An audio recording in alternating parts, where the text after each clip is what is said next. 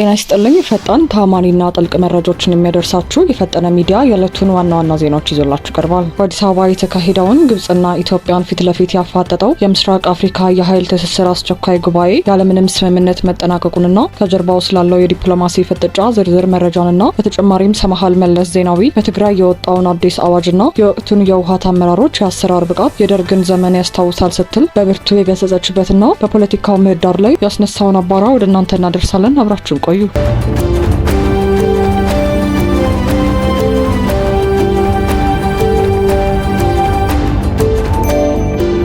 ለአዲስ አበባ ለአራት ቀናት ሲካሄድ የነበረው የ22ኛው የምስራቅ አፍሪካ የኃይል ትስስር የሚኒስትሮች ምክር ቤትና 37ኛው የአስተባባሪ ኮሚቴ አስቸኳይ ልዩ ጉባኤ በይፋ ተጠናቋል። እንደ ምንጮቻችን ዘገባ ከሆነ ይህ ግብጽና ሊቢያን ጨምሮ 13 አባል ሀገራትን የያዘው ስብሰባ በውስጡ ውጥረቶች ሳቢያ የመበታተን አደጋ ተጋርጦበት ነበር። የውሃና ኢነርጂ ሚኒስትሩ ኢንጂነር ሀብታሙ ኢተፋ እንደገለጹት ስብስቡ እንዳይበተን የህግ ማዕቀፎችን ለማሻሻልና ለማጠናከር ነው ይሄ ሁሉ ድካም። በዚህ ስብሰባ ላይ ትልቁና ወሳኙ አጀንዳ አዲስ የሚመሰረተው የኤሌክትሪክ ኃይል የገበያ ማዕከል ዋና መቀመጫ የት ይሁን በሚለው ነበር። ይህ ማዕከል ዝም ብሎ የቢሮ መቀመጫ አይደለም። የወደፊቱን የምስራቅ አፍሪካ የኃይል ስትራቴጂካዊ የስበት ማዕከልና የኢኮኖሚ ቁልፍ የሚወስን ወሳኝ ቀጠናዊ ተቋም ነው። ኢትዮጵያ ከድርጅቱ አባል ሀገራት መካከል ብቸኛዋና ዋነኛዋ የኃይል አቅራቢ ናት። አሁን ባለው ነባራዊ ሁኔታ ሀገሪቱ በታላቁ ህዳሴ ግድብና በሌሎችም የተፈጥሮ አደጋዎቿ የቀጠናው የኃይል ማማ ለመሆን እየተጋች ነው። በመሆኑም የመንግስት ተወካዮች ኃይል አቅራቢዋ እኔ ከሆን የገበያ ማዕከሉ መቀመጫም አዲስ አበባ መሆን አለባት በሚል ከፍተኛ ሙግት ማድረጋቸውን ሚኒስትሩ አልሸሸጉም። ግብጽ ምንም እንኳን የኃይል አቅራቢ ባትሆንም በዲፕሎማሲያዊና በተጽዕኖ ፈጣሪነቱ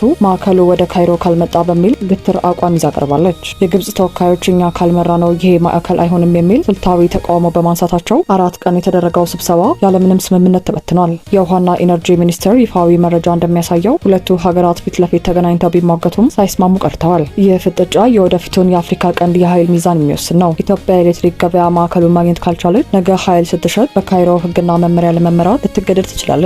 መንግስት አሁን ላይ በቤት ውስጥ ያለውን የኤሌክትሪክ መቆራረጥና የኢንዱስትሪዎችን ችግር ሳይፈታ ለጎረቤት ሀገራት ኃይል በመሸጥ የውጭ ምንዛሬ ለማግኘት ይሮጣል። የሀገር ውስጥ የኤሌክትሪክ መብራት አቅቶት በቀጠናዊ መድረክ ግን መቀመጫው አዲስ አበባ ይሁን ብሎ መሟገት አንዱ የፖለቲካችን መገለጫ ሆኗል። የ22ኛው የምስራቅ አፍሪካ የኃይል ትስስር ጉባኤ ያለምንም ስምምነት መጠናቀቁ በካይሮና በአዲስ አበባ መካከል ያለው ስልታዊ የፉክክር ስር የሰደደ መሆኑን በድጋሚ አሳይተዋል። መንግስት በዲፕሎማሲው ረገድ እርሱን ነቅሶ መሟገቱ የሚበረታታ ቢሆንም ቀጣይ በሆኑ ስብሰባዎች ላይ ሀገራዊ ጥቅምን የሚያስከብር ጠንካራና ብልሃተኛ ስራ ካልተሰራ ግብጽ በዲፕሎማሲያዊ በላይነቷ ማዕከሉን የመውሰድ እድሏ ሰፊ ነው። ቀጣዩን መረጃ እንደሚከተለው ሰምሃል ከትጋት ሚዲያ ጋር ባደረገችው ልዩ ቆይታ የወቅቱን የህወሓት አመራሮች በተለይም የጽህፈት ቤት ኃላፊዋን ወይዘሮ ፈትለወርቅ ገብረ እግዚአብሔርን የአሰራር ብቃትና የዲፕሎማሲ እውቀት በግልጽ ተገዳድራለች። አዋጅ የሚጻፈው ማንበብና መጻፍ በሚችሉ ሰዎች ሳይሆን ህግ በሚያውቁ ልሂቃን ነው የምትለው ሰምሃል ዛሬ በፓርቲው ዙሪያ የነበሩ ምሁራን ተበትነው ባለስልጣናቱ በባዶ ዲስኩር ስልጣን ለማስጠበቅ እየደከሙ ነው ስትል ወቅሳለች።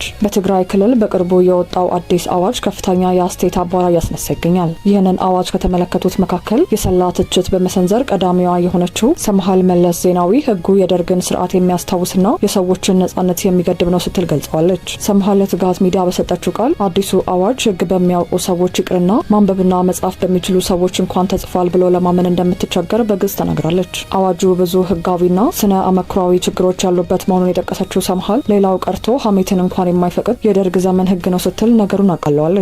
ወይዘሮ ፈትለወርቅ በቅርቡ የሰጡትን መግለጫ አስመልክታ የተጠየቀችው ሰምሃል መለስ የጽህፈት ቤት ኃላፊዋ መሬት ላይ ያለውን ነባራዊ ሁኔታ እንዴት ማስተካከል እንደሚቻል መፍትሄ ከመስጠት ይልቅ የእሷንና የቡድኗን ስልጣን ማጠናከር ብቻ ታሳቢ ያደረገ አሰልቺ ዲስኩር አቅርባለች ስትል አጣጥላለች። ሰምሃል ስትሟገት አሁን ያለው የዓለም ሁኔታም ሆነ ዲፕሎማሲ እንዴት እንደሚሰራ ፈትለወርቅ ጨርሶ አልገባትም ብላለች።